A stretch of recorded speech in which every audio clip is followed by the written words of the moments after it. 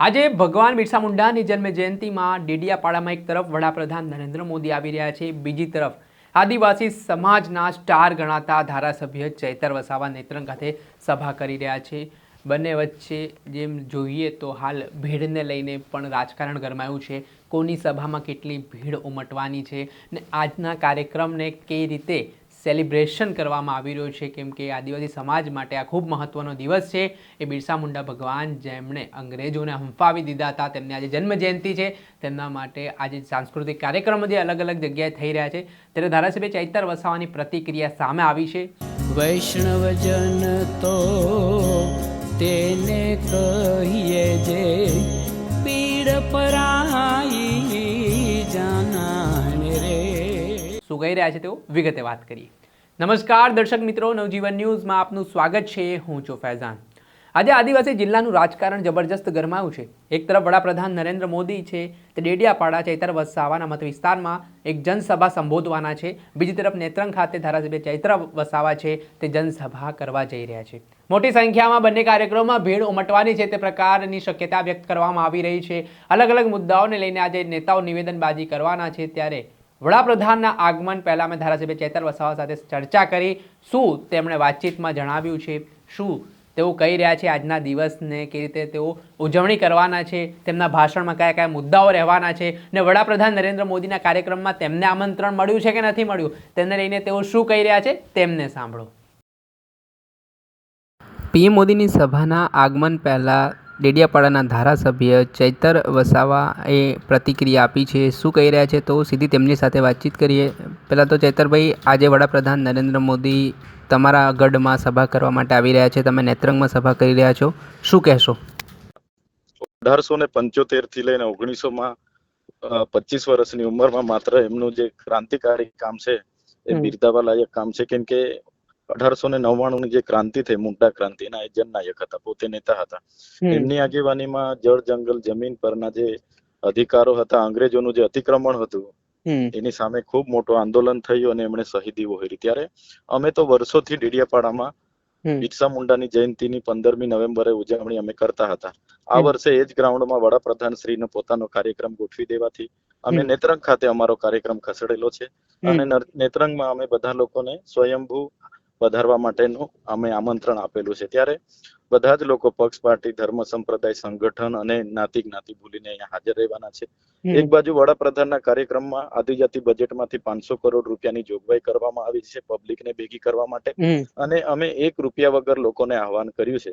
ત્યારે અમારી હજારોની જનમેદની અહીંયા ઉપસ્થિત રહેશે એવી અમને અપેક્ષાઓ છે અને દિવ્યથી ભવ્ય રીતે જન્મ જયંતિનો કાર્યક્રમ નેત્રંગમાં સંપન્ન થશે એવી અમને પૂરેપૂરી ખાતરી છે. ગોપાલભાઈનું એક સોશિયલ મીડિયાના માધ્યમથી લખાણ આવ્યું છે, જેમાં તેઓ કહી રહ્યા છે કે વડાપ્રધાન નરેન્દ્ર મોદી ડેડિયાપાડાના લોકોને છેતરવા માટે ડેડિયાપાડા આવ્યા છે, આદિવાસી સમાજના લોકોને છેતરવા માટે. તો કઈ રીતે જોઈ રહ્યા છો તેમના ટ્વીટને? હા, બિલકુલ. આજે વડાપ્રધાન ભારત બિરસા મુંડાજીની જન્મ જયંતિ ઝારખંડની ખૂંટી જિલ્લાના ઇલુરુતુ ગામમાં જઈને કરી શકતે. ત્યાં કેમ નથી કરી શકતા? ડેડિયાપાડામાં જ કેમ આવ્યા છે? તો ડેડિયાપાડામાં આવવા મજબૂર કરીએ અમારી તાકાત છે. આજે અહીંયા ડેડિયાપાડાનો ટીડીઓ હાજર નથી રહેતો, તલાટીઓ કોઈને મળતા નથી, અને આજે ગુજરાતના તમામ ધારાસભ્ય, સાંસદ સભ્ય, કેબિનેટ કક્ષાના મંત્રીઓ, નાયબ મુખ્યમંત્રી ગલીએ ગલીએ ફરે છે 4 દિવસથી લોકોને ભેગા કરવા માટે કે ભાઈ આવજો, ભાઈ આવજો. એટલે આ એમની પરિસ્થિતિ થઈ ગયેલી છે. એ જ અમારી તો તાકાત છે.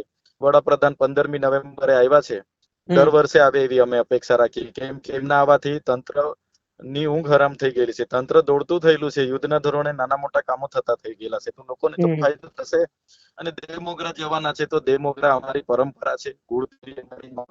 પ્રદેશ અને ગુજરાતના લાખો આદિવાસીઓની અસ્મિતા છે, તો એમની પરંપરા એમણે જાળવવી જોઈએ. જે દેવમોગરા ખાતે અમે હિજારી લઈને જઈએ છીએ, હિજારીમાં તમામ જગ્યાના પાકોનો હોય છે, અને સાથે સાથે એમાં